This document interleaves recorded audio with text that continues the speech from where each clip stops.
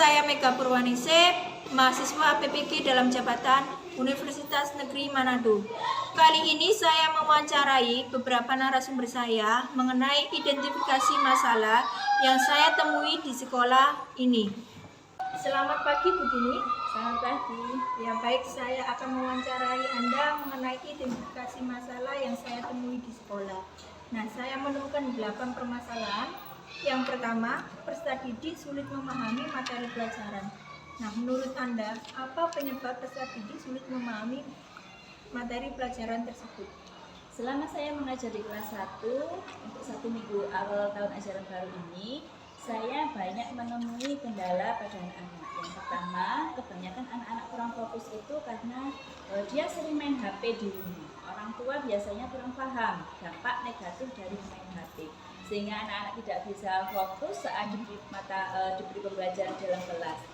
Dan juga kebosanan anak-anak terhadap guru yang mengajar, sehingga kita sebagai pengajar harus bisa memberi variasi kepada anak-anak sehingga anak-anak tidak bosan. Kemudian fokus anak-anak bisa pecah atau kurang bisa memahami pelajarannya itu karena kebiasaan mereka. Bawaan mereka dari TK beralih ke kelas 1 itu juga berdampak.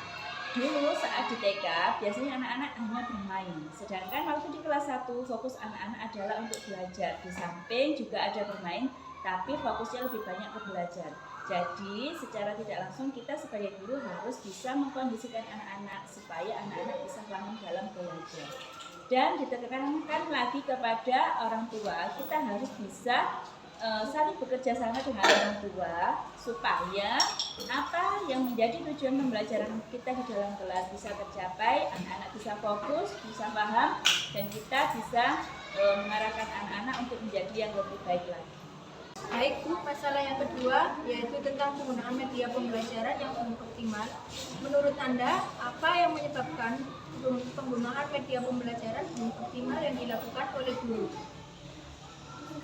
Pertama, penggunaan media pembelajaran yang kurang optimal dipergunakan oleh guru adalah kurangnya guru untuk menguasai media pembelajaran yang digunakan.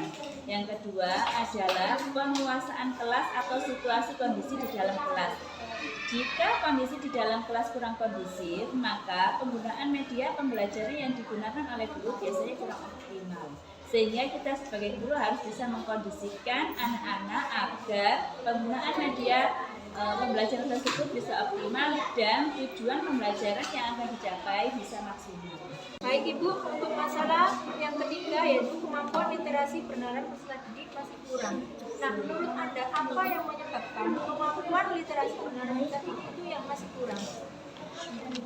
Sepengetahuan saya sekarang, karena kita dipengaruhi oleh teknologi, bahkan anak saya sendiri kadang dia suka ataupun kurang dalam berliterasi atau kurang membaca.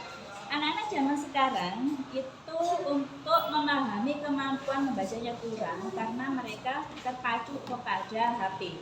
Misalnya ada tugas dari guru dibawa pulang ke rumah. Kadang anak-anak itu malas untuk membaca buku-buku referensi yang berhubungan dengan tugas yang sudah diberikan guru. Anak-anak lebih sukanya mencari di HP atau langsung bertanya pada Google. Itu yang menyebabkan anak-anak kurang mampu memahami dari kalimat tugas atau kalimat cerita yang diberikan oleh guru. Kemudian ada juga rasa malu dari anak-anak yang tidak bisa mengungkapkan ide atau gagasan tersebut karena dia merasa kurang pede. Kurang pedenya kenapa? Karena dia mungkin takut kepada guru saat mengucapkan atau mengungkapkan ide atau gagasannya.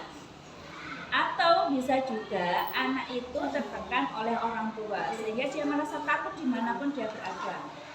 Kemudian keadaan perpustakaan di sekolah yang kurang memadai itu juga berdampak kepada anak-anak, sehingga anak-anak jarang sekali yang mencari buku referensi dari tugas yang diberikan oleh guru di perpustakaan. Maka dari itu adalah salah satu dampak negatif kurangnya sarana prasarana perpustakaan di sekolah. Sehingga itu tadi anak-anak kembali kepada HP untuk mencari sumber referensi dari HP, sehingga anak-anak kurang bisa membaca dengan baik. Kemudian program pojok baca literasi yang diterapkan di sekolah masih belum terlaksana. Itu juga salah satu faktor.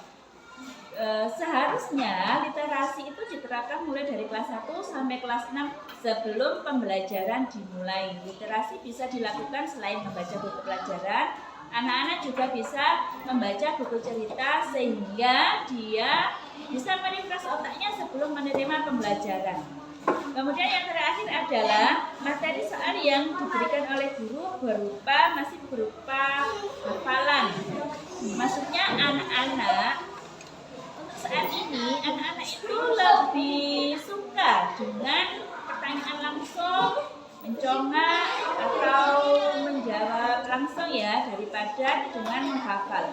Anak-anak sekarang itu daya hafalnya sangat rendah sekali. Kenapa? Itu juga berhubungan dengan tidak adanya keinginan anak-anak untuk berliterasi atau gemar membaca. Menurut saya itu yang mempengaruhi kemampuan literasi anak pada anak usia sekolah yang tingkat literasinya rendah. Baik, jadi terima kasih atas sharing dan diskusinya. Semoga menjadi masukan saya untuk memperbaiki pembelajaran. Sama-sama. Ibu mau tanya sama kamu. Akhir-akhir ini Ibu lihat kamu konsentrasi belajarnya masih kurang. Apa yang menyebabkan kamu tidak konsentrasi dalam menerima pelajaran? Akibatnya saya selalu tidur malam karena main HP, dan saat di kelas jam pelajarannya terlalu lama, saya merasa sangat bosan. Karena saat di kelas suasananya gaduh, anak-anak biasanya bermain di kelas, lari-lari, menyebabkan tidak nyaman. Selamat siang. Saya akan mewawancarai tentang hubungan atau relasi orang tua dengan guru. Permasalahannya di sini kurangnya terjalinnya komunikasi antara guru dan orang tua. Menurut Anda, penyebab kurangnya terjalinnya komunikasi orang tua dan guru itu bagaimana, Bu? Menurut saya, kurang terjalinnya komunikasi orang tua dan guru terkait pembelajaran. Yang pertama, kurang kepedulian orang tua terhadap siswa atau anak muridnya. Yang kedua, orang tua terlalu sibuk dengan pekerjaannya. Yang ketiga, komunikasi antara orang tua dan guru tidak berjalan sebagaimana mestinya.